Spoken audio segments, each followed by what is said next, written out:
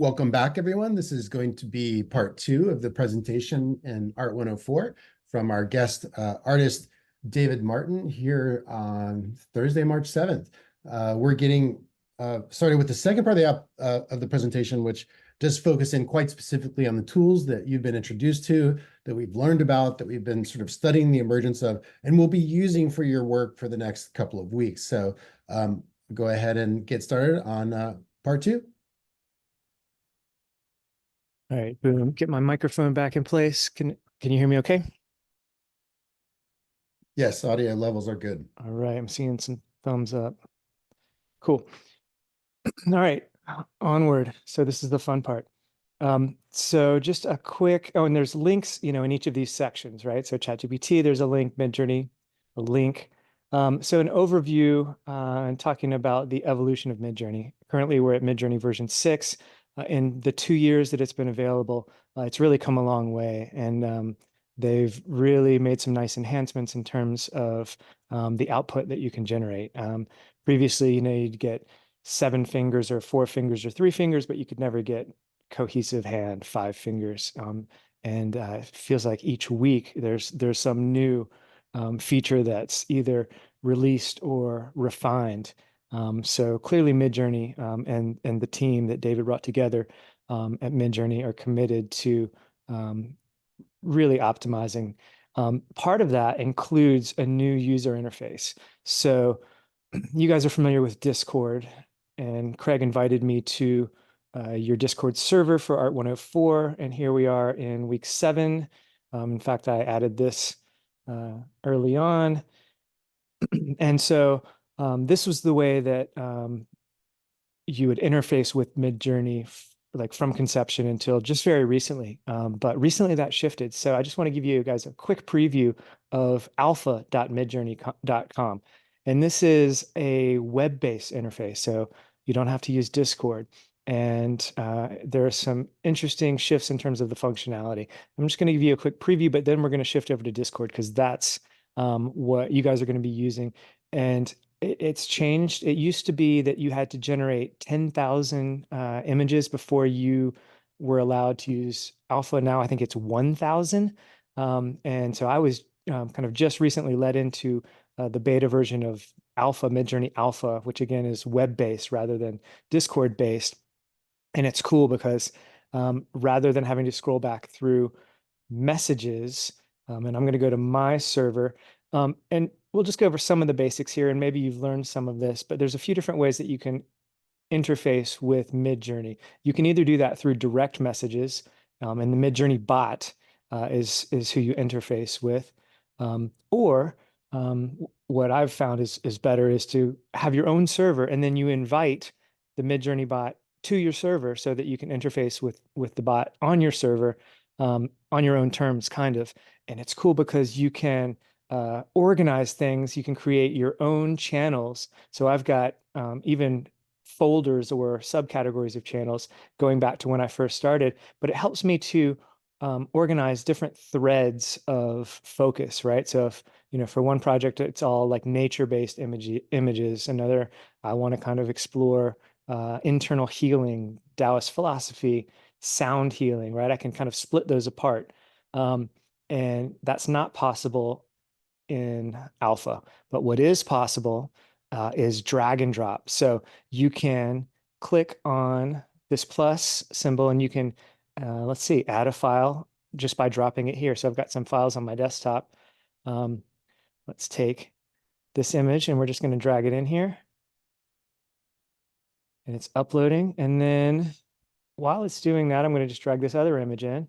And it's essentially seeding, or it's using that image to generate a new image. And you can tell it how much weight you want to give that image. If you have just one image, you also have to have a text Sorry, prompt. Go ahead. sorry to interrupt. Could you expand the size of the browser window? Because though we can see the imagery, it's hard to read some of the text.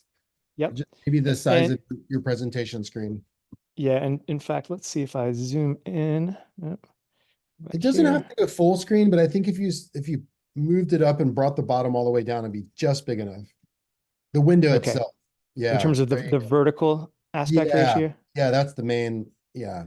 And maybe go Okay. out to the right a little bit more because as Yep. you do, the text becomes much more legible for us. Okay, that's really good. Thank you so much. Yeah, thanks for the feedback.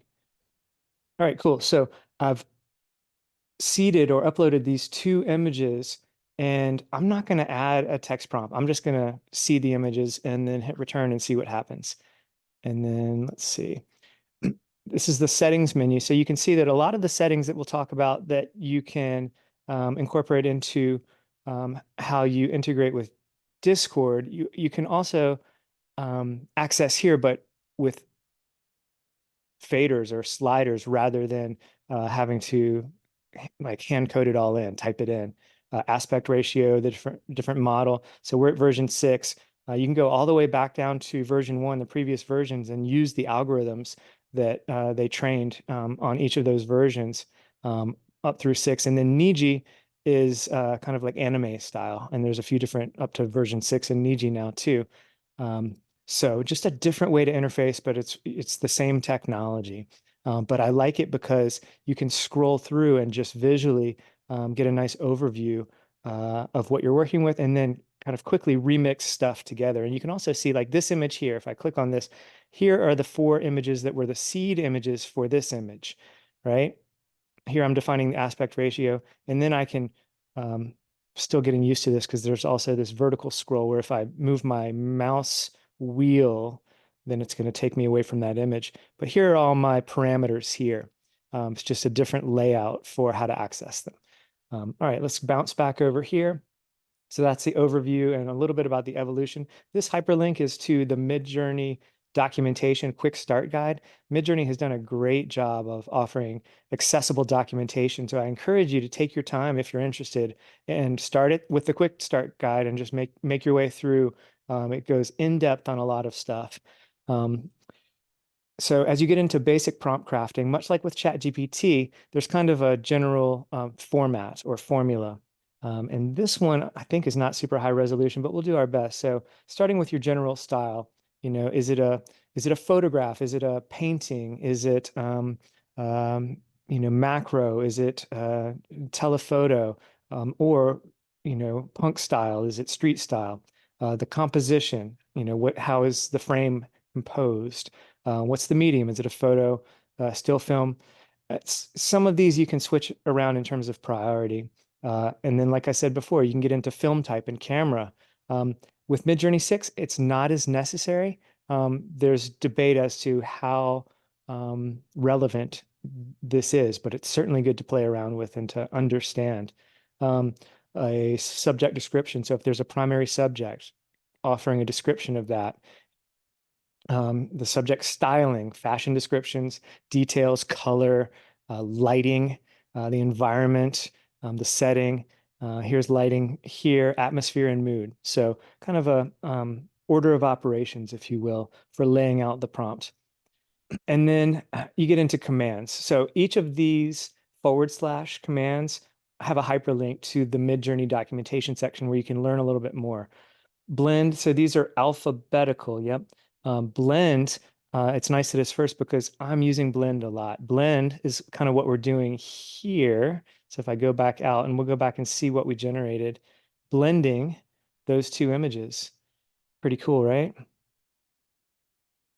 Um, I'm finding that to achieve the results that I'm looking for, having some kind of a seed image is helpful. You can spend a lot of time typing different, text variables, but sometimes working in the visual domain is easier, at least for me.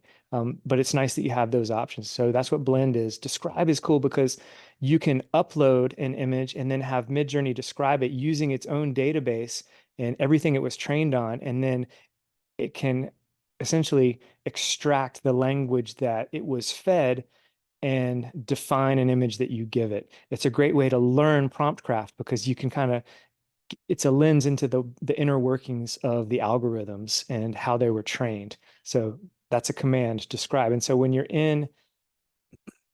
go to this server to a new server in Discord / and then if the most frequently used one is going to be the default. If I hit return right now, I don't even have to start typing imagine. It's going to, oh, it should. I think because I moved my cursor. Yep. There. So it loads Imagine first, and now I can start typing a prompt. Or I can use these other commands. So describe is one of those prompts. You have to upload an image, and you do that in Discord by just dragging an image, and maybe you guys have covered this, into the body of the thread, and then sending it as a message. And then it's essentially being hosted by Discord now. You can right click on it and then do copy link. And that's going to extract the link that, where this is hosted. And then you can describe and then paste that link. Oh, you must provide an image or a link to that they just did based on your image. And then I give it the link.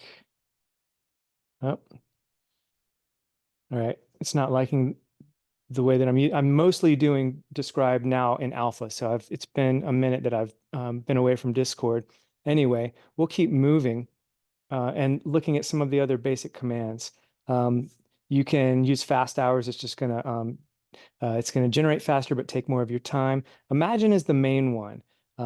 And I would say starting there and then extending out. Another one that I use a lot is Remix. And Remix allows you to re-roll a prompt that you've already used to generate output, and it brings up that text, and you can alter the text. So say you want to change something about the color or the composition, it allows you to iterate on your previous design. And I find that that's a great way to influence the flow of creation based on previous output. And it's also a really good way to learn. And then settings, you can go in and change all of these settings, like for instance, enabling remix. If I go into settings, now I have a UI, an interface with buttons where I can make sure remix green is on. So remix mode is on. All right, bouncing around a little bit between desktops here. And then Style Tuner, I'm not going to really talk about that now, but that's a new feature where you can essentially train Midjourney to output with a certain style based on either text prompt or visual input or both. And you can really customize it, kind of like how you can train ChatGPT to give output that's in your own tone or style. You can do the same thing with Midjourney.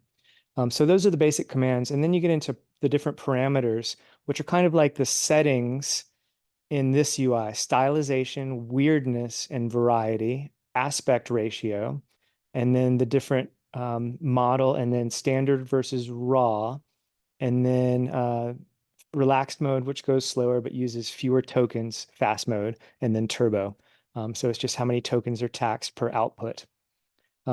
And in Discord, you use the double hyphen and then followed by whichever parameter that you want to change. So for instance, chaos, which just adds randomness. And the range is weird on these. The range for chaos is 0 to 100, and that's in this table here. So let's see, chaos 0 to 100. The range for aspect ratio, you can go from 1 to 3 to 3 to 1. I think you can now go, no, I guess that's probably right in version 6. I think you could go further than that in previous versions. Quality is how upscaled it is. And then seed is based on the URL of the seed image. And then stylized, notice the ranges from 0 to 1,000. Why do they have these different ranges? I'm not sure. But it's important to know when you're making those settings. So for instance, if we go over to Discord and I'll set, I'm gonna just run a prompt. So we'll imagine a solar eclipse. And by default, the aspect ratio is square. It's a 1 to 1. So I'm not going to change anything, but I am going to change the chaos. So double hyphen and then either C or chaos. And again, the range was from 0 to 100. I'm going to set it to 50. and then hit return. And so I'm now sending that prompt in. And then you can see what the prompt was in any parameter settings within the prompt. And we'll let that run, and I'll bounce back over here, and we'll just kind of keep scrolling down. So stylize is one of the big ones.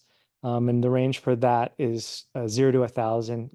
Chaos is kind of like randomness. And then seed images um, can can be weighted. So I think that that was up here. IW is image weight. So if you seed an image, you can choose how much relevance to give it. Do you want the output to be a lot like, which would be 2, the maximum for that range, most like the seed image, or 0, the least like. And then you can even do an array, which is like a table where you do that complete range across a set of outputs. So these are all parameters. And again, you can click on this hyperlink and it'll take you to Midjourney's site where you've got the whole list here. And then for each of these, you can click on it and you can learn more. In fact, there's examples for each of these showing, here's the prompt, a silver seashell inlaid with pink and green accents, chaos 0. So no chaos there. Here's chaos of 10. And notice that there's a little bit more variety. Chaos of 25. And notice now, there's a difference, in terms of background. We're getting quite a bit more variety. Here we are at Chaos 50, which our generation should be done. So here's our solar eclipse, Chaos 50. Yeah, in terms of texture, in terms of composition, in terms of, that's pretty cool. Style, theme. You're getting some variation there. High chaos, and notice we're getting some Christmas ornaments, so it really goes left field.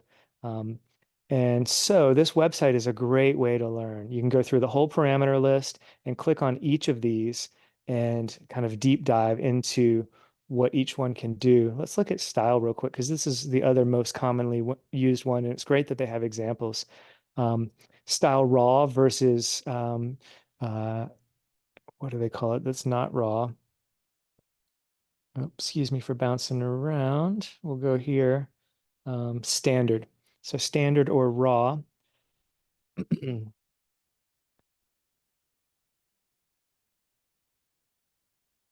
Just looking at some different output back through model 5.2. So raw here was more of a vector style, whereas standard was more of a rendered style. So depending on the kind of the thematic output, it's going to affect that output a little bit differently. Anyway, to not take too much time, because again, you have the resource here in the Notion document, and you can also go to Midjourney's website and learn more about this. I want to keep going. Talking about remix mode, that's something that I do a lot in terms of my image generation. I'm often recycling images and then remixing the remix, and that will lead to some unexpected surprises, as Rick Rubin says. And I try to remain open to that in my prompt crafting and in my work. Some other tools with Midjourney, the style tuner I mentioned earlier, you can click on this link and learn more, but that's a great way if you really want to create your own style and then generate future output using that same style. And I don't feel like I'm great with it, but I'm starting to be able to incorporate that into my workflow. Vary region is cool. It's like in painting. And in the alpha, it's really easy because say we have an output, this one right here, I can just click on vary region and then it brings up a selection tool where if I want to change this character, I can select it. And then when I'm done, I send it back through and then it'll generate new output. In Discord, let's see if we go over and say we select, so the layout is a little bit different. As you may know, 1, 2, 3, 4 in a grid layout. So U is upscale, just making a larger version or a higher resolution version of that image, 1, 2, 3, or 4. And V is vary or create something that varies a little bit from the original. And then this is the remix, and this is kind of like manual remix. And so when I click it, if I'm in remix mode, I'm going to cancel it. You can see I'm in remix mode here. It's going to bring up the prompt again, and um, I can alter it in space. If remix was not selected here, then it would just re-roll it without giving you the option of changing that prompt. And then let's upscale this one and let's vary this one. And because I'm in remix mode, it's bringing up the prompt again. I'm just going to send it through without changing it. And then we'll upscale this one. All right, so here's our first upscale. So here's vary region. It's now a button, which is great. And so we'll click on it. It'll bring it up in our quick view. And then if I want to vary the region, I can click on the button. And now it's a very similar interface where I can either have a rectangular selection tool or the lasso tool. And I can come over and say we want to change that into, let's make it a lunar eclipse.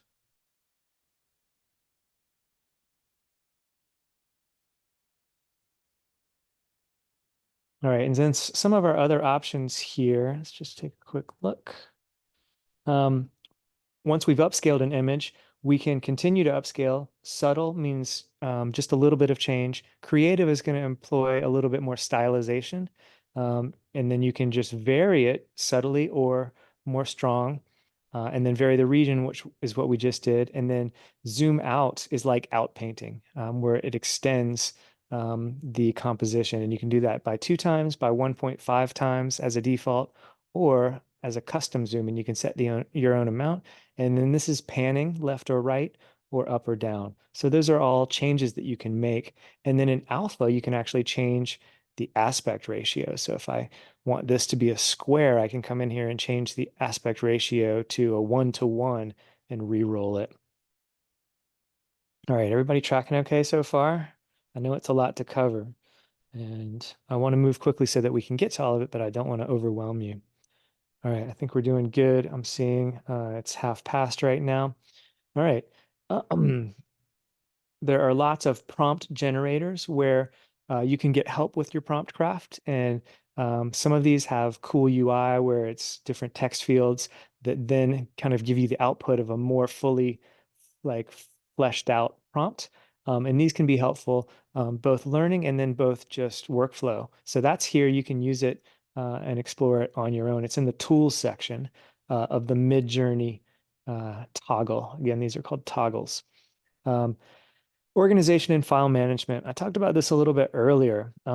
Within Discord, we have the channels, right? So I'm constantly creating different channels for different like threads of output. Um, this was one that was fun to explore using different Lego themes. Midjourney is really good with Lego. There's apparently a lot of imagery of Legos online, so it's easy for Midjourney uh, to learn. Um, but having the different channels is helpful to differentiate the output. So that's part of my organizational workflow. And then as well, different folder structures on my computer. So this folder just has a bunch of images. I like to use this style on a Mac where I can very quickly kind of move through a lot of images and then also kind of get back to my root directory very quickly. Um, so just having a system and then using your system as you generate output can be very helpful. So that's folder architecture, and then curation again versus creation. Yes, the creation is important, but really we have a lot of help or assistance with the creation part. So our role becomes more of that of curation, being able to then put on a different hat or observe your output through a different lens and start to filter through, because you're going to then be able to see, like, if you only have one or two choices, it's easy to say, well, this is the one I want. But when you open yourself up to more output, then you have to be more selective with the curation process. I'll give you an example from some of my work. I've been helping a friend of mine, a friend who Craig and I played music with, who has a record label, and he's going to be releasing an album soon, and he wanted some help with the album artwork. And he kind of had an idea of what he wanted to do. And so we generated some images for inspiration, just some starting places based on some of his previous work. And then he said, well, this is cool, but I want it to be more like the sky. And so then we generated some sky images. This is all using Midjourney. And he said, yeah, that's cool, but I kind of want some plants. And so then we used blending to combine sky images with some of these other images. And we got this. And he was like, yeah, I really like this, but can the plants be more green? And can we have less rust, more pink and purple in the clouds? So through some selective prompt crafting and curation of output, then, and so this is some of the other output, and some of these are fairly similar, but with a discerning eye, you can start to really elevate the output that stands above the others. And so this is our most recent round of images. And here, I'll actually go to a full screen view and we can go through some of these and you can see how I've been introducing just a little bit of stylization and a little bit of chaos and changing the prompt slightly in terms of green plants versus blue plants, pink and reds in the sky, vectorization in terms of the style, and then a little bit of randomization, which kind of creates some of the unexpected, which I quite like. Um, so we'll see which one he chooses. He's going to get back to me soon. But curation, talking about curation, that's why it's important. And that's how I'm training myself to curate. Here's some other resources for you. So that's that same iCloud link to the album with just tons of inspiration. I mean, you can see here I am at the very top. This goes on for a long, long while. And you guys all have access to this, and it's across a whole range of styles, and then you can also if you see somebody else's output on Discord, if you go to the Midjourney channel here, there are all these, or the Midjourney server, there are all these channels where you can see what other people are doing. And not only can you see what they're doing, you can see exactly what prompt they've used, right? So you can learn a lot from observing others. And then you can even grab their prompt and then try it yourself, right? Let's see, the fox lives in the beautiful forest, full body Pixar 3D animation, aspect ratio version 5. So we'll grab all of this except for the aspect ratio. And they also used a seed image. So if I click on this, it's going to bring up a URL. That's their seed image. So let's try this. So I've already grabbed the prompt. We're going to go back to our server, which is called new. I'm going to imagine this prompt. And I'm going to seed the image. And to do that, you put it at the beginning. So now I'm going to go back over to this URL, copy it, and then paste it in here, followed by our prompt. And we'll see what kind of output we get compared to this person. And David, I just wanted to chime in real quick. I think but certainly for the students, many of them don't have access to Midjourney, so they've been working with like a Easy Diffusion, which is a web-based implementation of Stable Diffusion. Okay. That's been shared with them simply because they can't be obligated to make the purchase, and it's no longer free in beta. But what I wanted to point out in regards to that is that everything that you're learning about the prompt crafting process, you can use these same prompts directly in Easy Diffusion. And we're using a deployment. I think it's in the class. Actually, it's on the class canvas, possibly also in the Discord, but basically allows them control over which models they're choosing and then up-res a lot of the features, but certainly not in the way that you're accessing and demoing. Okay. But I still wanted to let them see, because one of the things is some of them do have access and some of them might be interested. And I think it's important that they also understand that that's pretty much the state of the art when it comes to, generative art as it is today. Now there is Bing and DALL-E 3, but we are studying Discord, and you read the interview with the creator, because it is the, dare I say, industry standard. It is the tool that defines the genre. So I wanted you all to see a deep dive into that, but also just bring to David's attention also that the Runway ML stuff, which they do have access to, is also going to be very valuable for them from a toolkit standpoint. Because unlike last semester, this semester they actually have to make a video. So that might Okay. help also guide you too, David, as we move towards the next 20 minutes plus of our time. And Great. so anyways, not pushing away at all from that Midjourney demo, just simply because it's so important, but also want you to know what they have access to. Perfect. Thanks for saying that. And in the meantime, I've brought up ideogram.ai, and this is free to use, and they've just released a new version. It's pretty good with text, mostly cohesive. Midjourney is getting better, but in some ways, Ideogram is outperforming Midjourney. This is also in the other platforms section down here. And so you guys will all have access to this ideogram, and the URL is right here. But that's free to use up to a certain number of tokens. And again, all of these prompt crafting ideas apply. There are resource links here. I've spent a lot of time just compiling tons of links from various sources. I'm not going to go through these right now, but they're here. You can explore them. Plus, words of inspiration. So if you're kind of like at a loss for words, here are 250 that you can use with any of these platforms, and full prompt examples. This was helpful to me in starting to learn, like, again, looking at what other people were doing, what's their output and what's their input. And then some of my own ideas, just some of my own personal notes about stuff that's worked, different combinations of parameters and what I've achieved, some artists that I like. So this is just personal stuff, but I put it here in case it's helpful to you. All right, so those were the resources in the Midjourney section.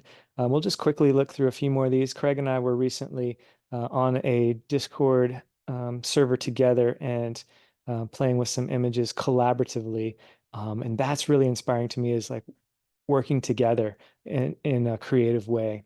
And I wanted to show you quickly before I scroll through these too quickly. For this round of artwork, this was my seed image. So I started with this image, which is not an AI generated image, it's a painting, and then used some of the language around Afrofuturism. And this is what I got. I was really happy with that output. And a few other areas that I've been working in. Here's some more of the Lego stuff. All right, so just some more examples. Again, you guys can take your time looking through this. All right, let's shift into video. So Runway, and to do that, I guess I'll kind of As you go, transition, I just go want to ahead. reiterate that the slide deck that David shared with you is an extensive resource. I would argue that it's nearly a semester's worth of materials on one page. And if you're looking for the sort of like the gold of prompt crafting, this stuff that he's created on Midjourney is not to be overlooked. That is the peak of the mountain right there when it comes to generative AI art. And yeah, so just know that these triangles go deep, and they're triangles within triangles. But even if you don't have Midjourney, so much of this material is very useful to you if you're using Easy Diffusion, Stable Diffusion, or any of the other generative AI visual generation apps that he's also shared. Awesome.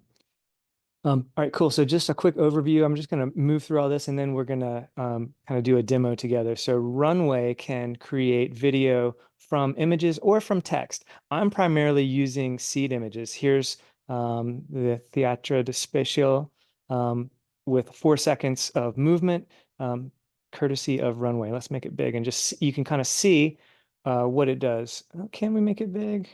We can't do that in the same way that we can the static images, but we'll spread it out a little bit. So that's the image as it was originally generated. And then here's the little bit of movement.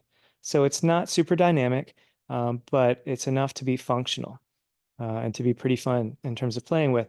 You can also generate video just straight from text. But again, I'm finding that Midjourney's output is it's the most artistic. And so starting with that as the baseline and then moving into the generative video, I found gives the best output.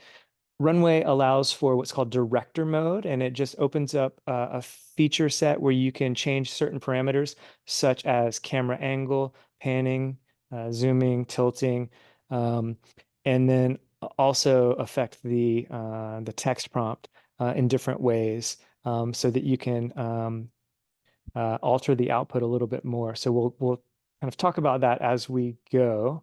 And then once you've generated output in Runway, so you have 4 seconds, or you can extend the amount of time, 8 seconds or more of video, then you want to cut that stuff together, edit it together. And CapCut is free to use. It's by the folks that do TikTok, and it's pretty feature rich.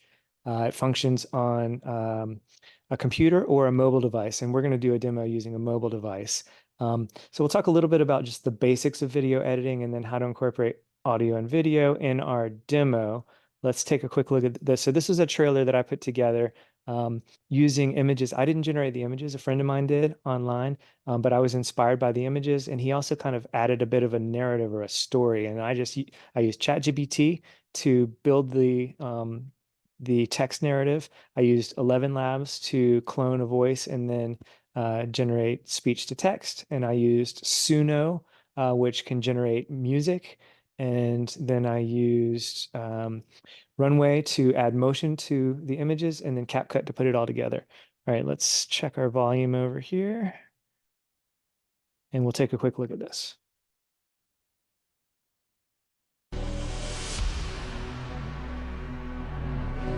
In a world where the boundaries between life and death blur, a legend awakens in the spirit realm. Shi Xingfu, the unparalleled master of Kung Fu, finds his eternal rest interrupted by an unforeseen journey. In this realm beyond realms, giants walk and mythical beasts roam. Here, the dead speak, and ancient secrets unfold. But a darkness looms. The malevolent yokai wage a war, trapping billions of souls, yearning for light and liberation. In his quest for balance, Shi Xingfu discovers the legacy of the Shaolin, the 9 generations of Kung Fu mentors who preceded him. United, these 10 masters of Kung Fu might forge an alliance of the ages. Their mission, to vanquish the darkness, free the trapped souls, and restore harmony to the spirit realm. Experience the adventure of a lifetime. Witness the fusion of legend and lore. Join the ultimate battle where spirits soar and heroes rise. The 10th Shaolin, where legends never die, they only fight harder.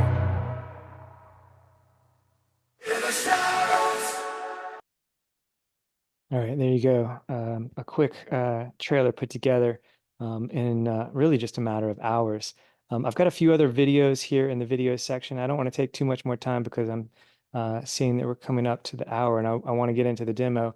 I'll play one more of these trailers. Some of these are kind of movie style trailers, and then some of these are just a little bit more creative. You can explore these on your own, but I was happy with the way that this one turned out.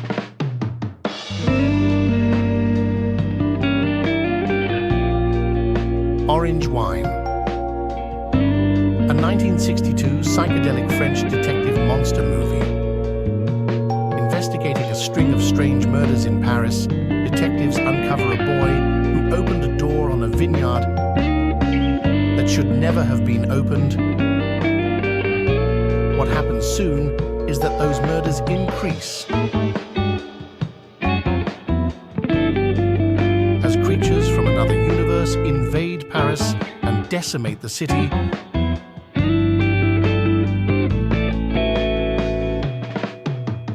But not before the lead detective goes through a door to another world.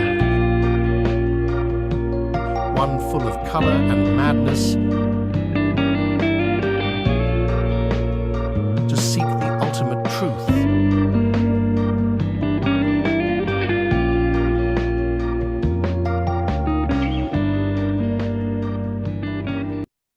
So it's pretty fun what you can do with a few integrated resources. Those images my friend Ed generated using Midjourney, and I was again inspired by the narrative that he kind of created just with linking those images together. So there's more videos in that video section. Before we get into creating a little of this together, I just want to talk about other integrations. I noticed somebody asked about why did I move from Procreate? I didn't abandon Procreate. I still use it actually quite a bit. It integrates really well with Midjourney and the generative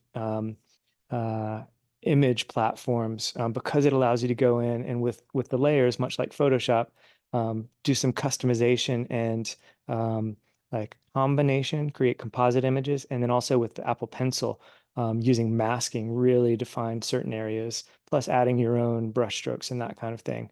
Figma is design software I'm using a lot for web development and UX design. It's also free to use like Notion, and plays very nicely with all of the image generation platforms. Adobe, either the Creative Suite, Photoshop, Illustrator, or Adobe Express, I'm learning to use now, incorporates Firefly, which is their generative AI. It can do in painting. It's also available in some of their other platforms too. It works really well with Midjourney and the other image generation platforms. Canva, use that in the Bear Playing a Banjo book for layout. It can also do like background removal and some infill. And then Apple Photos, again, I'm on a Mac, so just the basic photo app can do some editing. The retouch tool is really good for making changes, and even the preview app is really good for doing some basic editing. So those are other platforms that I integrate with the image generation. And then all of these other platforms. I know you guys have talked about Sora. It's going to be really compelling once Sora launches. I thought that so this is all just imagery. This video here is cool because ElevenLabs, who does the voice cloning and text to speech, is now going to get it into doing sound effects. So these are all AI generated sound effects that they've applied to these are Sora videos. So get ready. This is about to be really cool. You can explore all of these. Topaz is for upscaling. Suno is for music generation. Ideogram is the one that I pointed out that's free to use. Adobe Music just came out for generative music. And then all of these others. Viscom can do like 3D rendered generative imagery. It's pretty cool. So explore those on your own. Those are the other platforms. And then some additional resources, links, Curious Refuge. Anybody that's interested in filmmaking, this is a great place to start. They have tons of resources and free trainings and full courses that you can participate in. Those are links of interest. There's articles. Again, it's a deep dive, as Craig said. I've been compiling this over the last few years. Some stuff about business development. These are PDFs about developing your own personal brand as a creative. If you want to do freelance work, some resources for you. This is an interesting infographic, thinking about changes in the number of Upwork jobs since ChatGPT was released just a couple of years ago. So notice what's up: graphic design, web development. What's way up? Video editing and production. What's down? Writing, social media marketing, customer service. Also up, accounting and sales. But this one, video editing and production, and heading into integrations with AI is going to be huge. So just to put that there in terms of career development, and then some other AI resources. This link will take you to a platform called Milanote. I was using this before I really committed to Notion, and so there are a lot of other resources there. This is how a Hollywood director uses AI, and I added these links in blue. Custom GPTs, generating initial images for brainstorming, leveraging AI, using short prompts to get rich images, compelling stories. This is, how a professional is using AI right now. So pretty cool stuff. And then my brother put this together for movie production, different ways that you can use AI. All right, I want to do a quick run through before we get into those questions. And we may, and if anybody's interested in hanging over time, take some extra time to go into those. But I'm going to do a screen share from my phone. Let's see if I can do this. Boom, boom. All right. Looks good. Seeing the phone. Okay, cool. So we don't have time to start with Midjourney, but we'll just go right into Runway. It functions really well as a mobile app on the iOS especially. So here at home, Gen 2 is their text to video. So we'll click Try Gen 2, and then it brings up this window where you can either input text, or if I click on image, now I can import an image. And I'm just going to click on add and then go to, I'm kind of just showing you a basic workflow. This is my photos library. So I'm going to go in here and We'll just grab one of these images and then continue. I could choose to add a description or not. And then I mentioned director mode before. That's this toggle at the bottom. So I'll click it on and you can see in each quadrant of this grid, the upper right is the seed image. The upper left is a text prompt if we were to add that. And then motion brush, I can select an area of this image, say right here, and choose motion. We'll say proximity. So that area is going to have motion applied. We'll save that. This is the camera control. So we can move vertically, horizontally, we can tilt, we can pan, we can zoom, and we can roll. So I'll save all those parameters. This is the seed image. I'm not going to mess with this now. And then we'll generate 4 seconds of video. Now, while it's generating, you could sit here and wait, but you can Audio. also, Oh, sorry, David. You did yeah, glitch for momentarily during that demo. I think you were on the second item in the grid, but just okay. for about 10 seconds. Okay, we'll go back there again. So I'll create another one. We'll use this image. So upper right was the image itself. Upper left is the text prompt. We're not going to change that. The motion brush will apply here. So selecting an area, it's kind of like changing a region. We'll use proximity and then click save. The camera control is here. We'll just zoom out and click save and then generate. Now you don't have to do director mode. You can just kind of roll the dice and see what you get. And then we'll do one more while it's running. This can just streamline workflow because while one image is generating, you can start with another one. So for this one, I'm going to go out of director mode and I'm just going to say generate. And now I'm going to bounce out and then I'm going to go to my library and we can look at some of the videos that have already come up. Is that a video? That might just be a static asset. Here we go.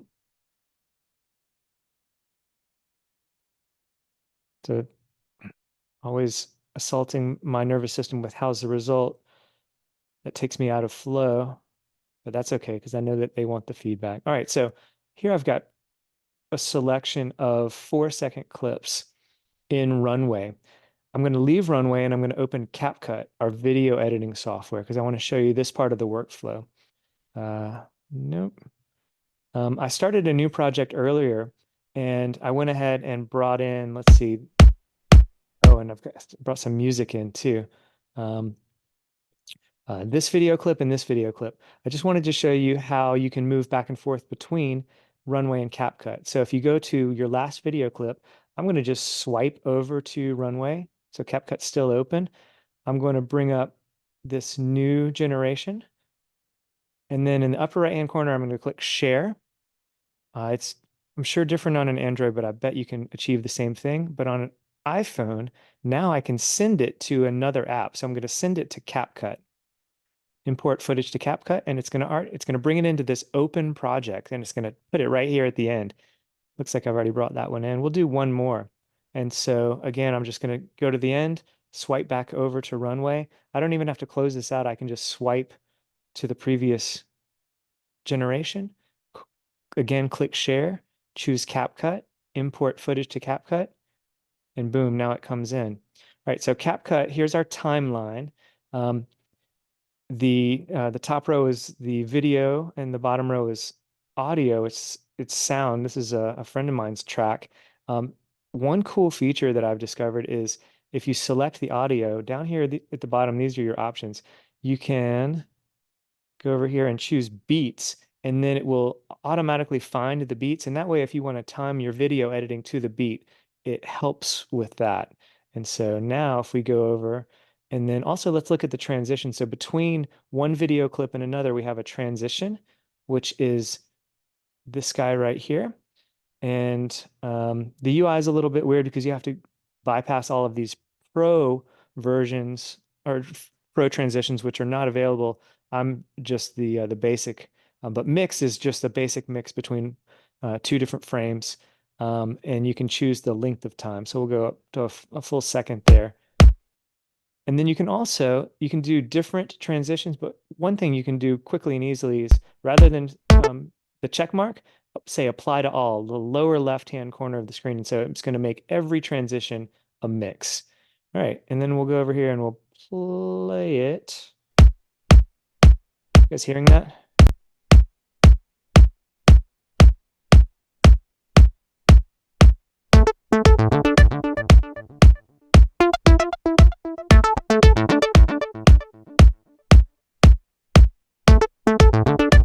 All right, so that was 1, 2, 3, 4 video clips that I imported pretty quickly. So now in my workflow, what I would do is I would go back over to Runway and say I wanted to generate something new. I'm going to click on generate. We'll go back over here. I'll add it back from my photo library. And you can kind of move back and forth between these different applications. As one thing is generating, say here in Runway, and we're waiting, then I'll go back over here to CapCut and maybe make a change to a transition or work with the audio or make some other change here. Maybe I'll condense this one piece of footage down to a smaller amount of visible time, whatever it is. I'm still learning CapCut, and like I said earlier, I've been taking a free training for DaVinci Resolve, which is professional video editing software that is available for free. It's awesome. They really want to kind of get you hooked so that you buy their hardware. They make really nice cameras and lenses. But it's great that they make the software available for free. Same thing with CapCut. So video editing is still kind of new to me. I'm still learning, but I'm motivated to really take it in as much as I can. And CapCut really makes it accessible. I'll show you. Let's see, while we're here, another David, quick project. question on the workflow there. And Yeah. if you have questions, I went ahead and shared that in the Notion doc, our shared Notion doc. Okay. But did that workflow from Midjourney to Runway come naturally, or did you kind of look into what's the optimal workflow for you? Because you're really leveraging these three programs discretely for their abilities, but then interoperably. Is that because you were so comfortable in Midjourney and you didn't want to generate images by default in Gen 2, or what?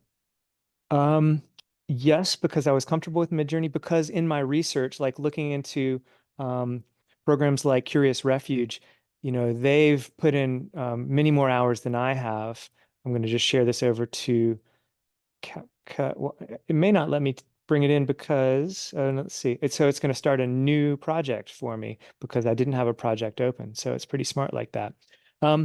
At Curious Refuge, they had said, we've tried some of these other platforms, but Midjourney really gives the best, most artistic output.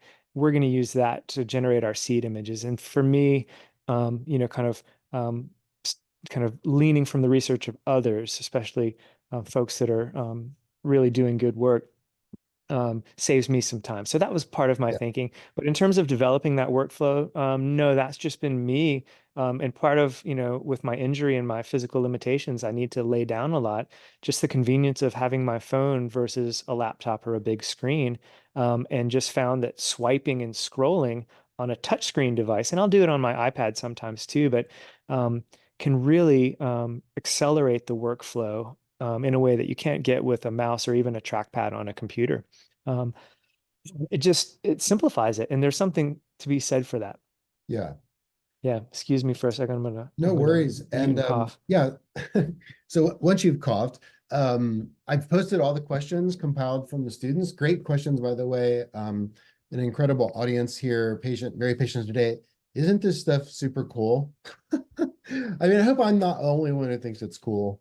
And that's why I brought it to you, because David really knows and understands it. So as we transition to questions, just a big, healthy first round of virtual applause for your presentation today, David. I know we're not done yet, but it really, for me, it was out there, and I know hopefully for some of you. And so as we move into questions, you're welcome to respond to David. You can have a conversation with him based on the questions you've provided. You're also welcome to provide any comments in chat, summary or otherwise. And I think David has another way for you to provide any additional feedback directly to him. So I'll hand it back over to David here to start with our Q&A period.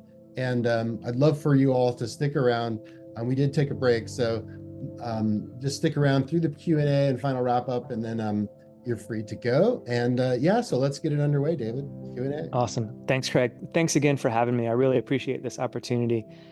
It's cool to be able to watch one, do one, teach one. So this is part of me, teach one, and just share this with other folks. It's been so inspiring to me, and I'm glad to pass it on because it is a brave new world.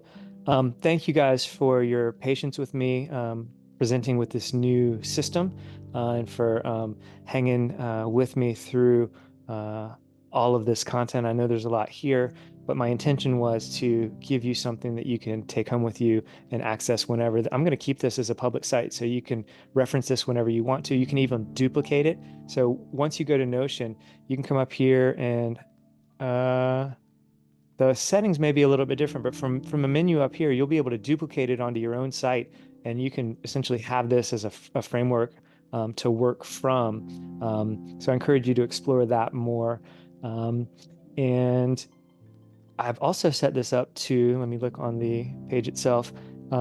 Top level discussions are off, but page comments are on. So you can make comments. Any of these blocks, if you click here, you can comment. So you can add to the dialogue on this Notion document, or you can also reach out to me in an email, and I'll put that at the top here too.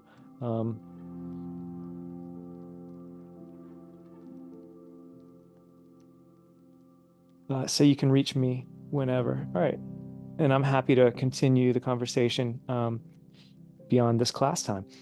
All right, let's get into some of these questions. So yeah, what made you want to switch from Procreate to Midjourney? Again, I haven't switched from one to the other. I'm still using Procreate. In fact, I'm probably using it more than I was previously. Again, they integrate really well together. A lot of times I'll send an image from Midjourney into Procreate in order to manipulate it, to mask a certain part of it, to layer it with something else, and then I'll send that back into Midjourney as another seed image and get a whole new round of output. So it's really it's a new way to infuse some human touch into the process, to harken back to Minologue, as human as possible. It helps me to make it human. All right, how would you address someone's concerns about the potential for AI to negatively impact human cognitive thinking or creativity? Yeah, that's a great question. Beyond just AI, just digital interfaces, right? How does that affect our cognition? Just, blue lights late at night, how does that affect our circadian rhythm? Biologically, we didn't evolve to interface with all of this technology, so hard to say. It's kind of a social experiment.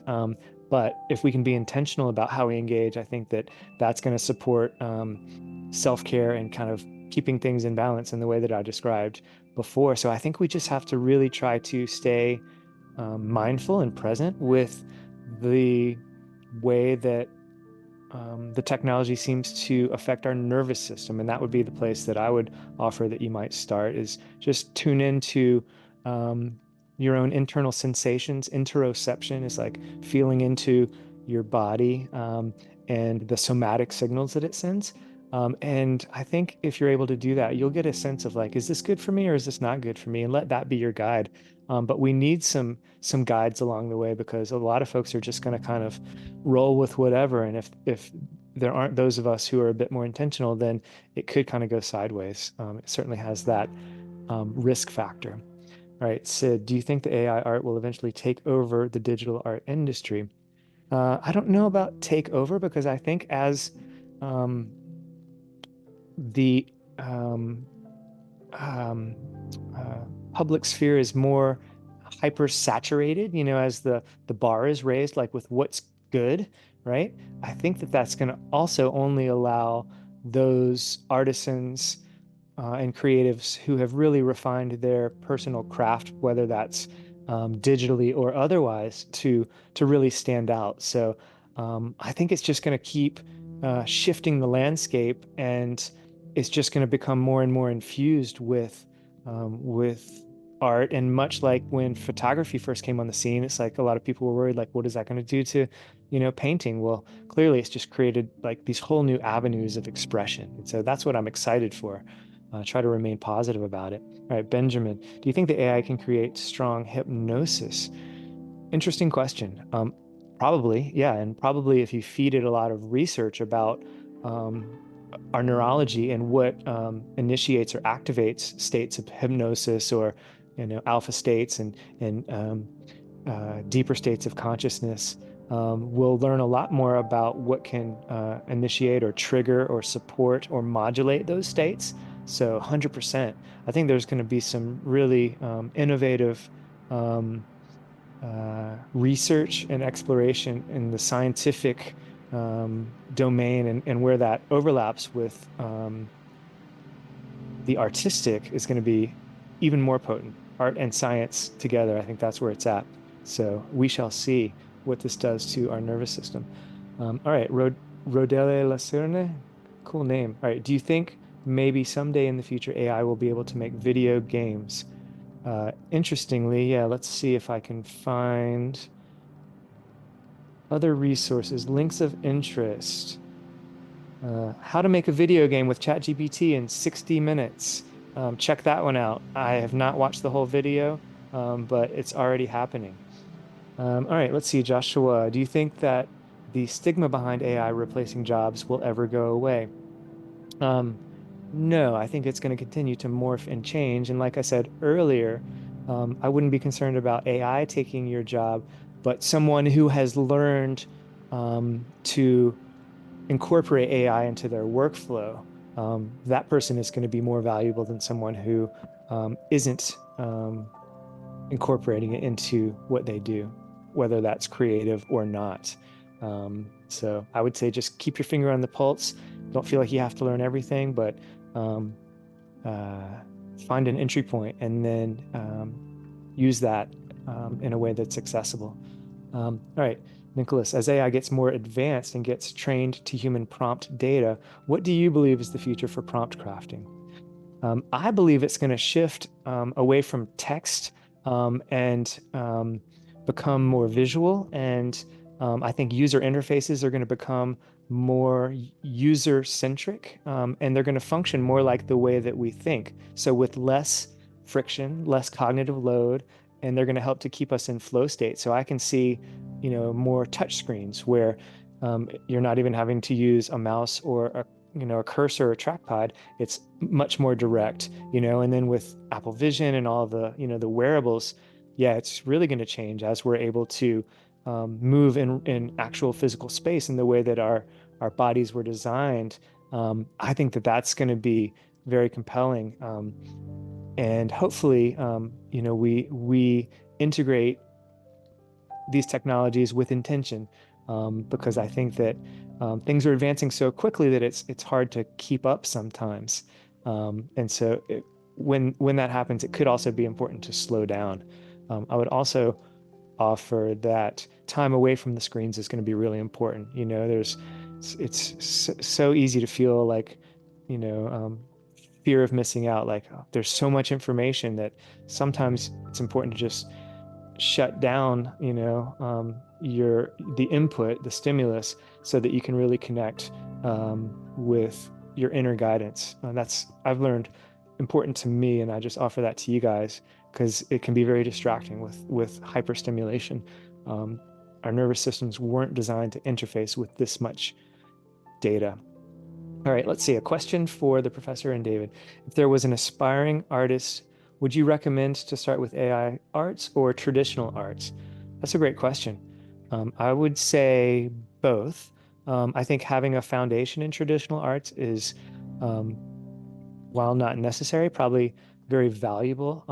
I wasn't trained as a traditional artist. I didn't go to art school, but I was always kind of drawing and taking photographs and kind of playing, but I was discouraged. Like, my parents kind of made me feel as though, well, you'll never make money doing art. Why don't you find a professional career?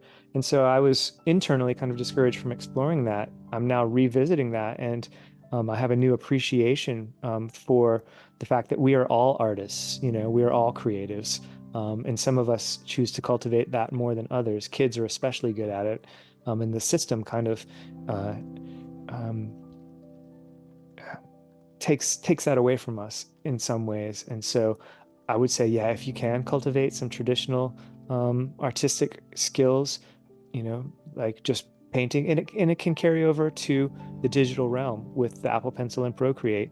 But it's more about developing a discerning eye, a visual eye, an eye for good design, an eye for good composition, and that can be digital or otherwise. And I think there's going to be a lot of crossover. And I think that's kind of where the sweet spot is at the intersection or interface of some of these different areas or fields.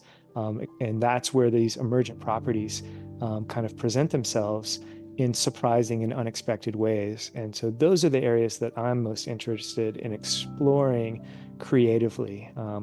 And part of why I choose to express myself through the medium of digital art is because it allows me to explore those liminal spaces that are sometimes hard to describe with words, and communicate that to other people and engage in a dialogue that to me feels a little more meaningful than just talking or text can allow for. So that's what's important to me, and I would encourage you each to explore that for yourselves. Well, thanks for all the great questions. I really appreciate the participation and the engagement. It makes it even more meaningful for me. I'm super happy to continue the dialogue in email or beyond. And then again, you can comment. I think you have to sign into Notion in order to be able to comment on this page, but feel free to do that. And if you leave your contact information, then I'll be able to get back to you. I'm happy to do that. And you can check out my links above. Again, they're in the resources section, including, let's see, my bio site, which has YouTube and Instagram and social stuff like that, which I'm not on a lot, but my brother is encouraging me to extend myself out into the world. So I'm trying. And then my website, you can reach me through that too. So happy to support you guys in any way that I can. Thanks again for the opportunity to share and talk. It's been really meaningful for me, and I'm excited for y'all on your journey. Now that I'm invited into your Discord, I'll stay connected and keep an eye on what you guys are doing. So thank you. Thank you, David. And yeah, in the best way you have possible, either turn your cameras on and wave and say hello, or throw up some emoticons, whatever you got.